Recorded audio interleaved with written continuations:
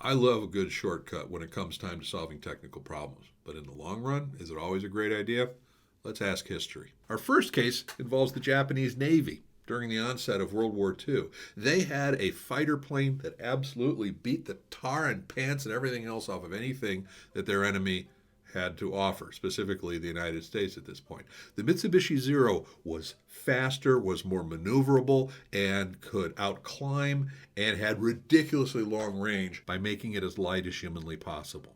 It wasn't until late 1942 that the U.S. Navy was able to come up with something to compete. Number two, the Apollo Soyuz program. NASA, when it had unlimited funds, was able to come up with a pen, and it spent about $1 million on it, on developing it.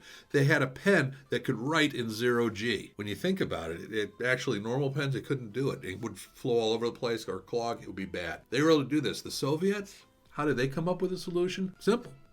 They brought pencils. Case number 3, Y2K. I was actually in on this one. In the early days of computers, storage space or memory space was ridiculously limited, and we would do anything we could to cut down on the space we needed. And one of the ways we did was by using 2 digits for a year. We were brilliant. My first computer I programmed on had 4K, 4,000 bytes of RAM. So I'm not kidding about the storage. Were these great ideas? Let's look at the results. In number 1, the Mitsubishi Zero, turned out it was totally vulnerable to the slightest amount of damage. No self-sealing tanks, no armor for the pilots, nothing.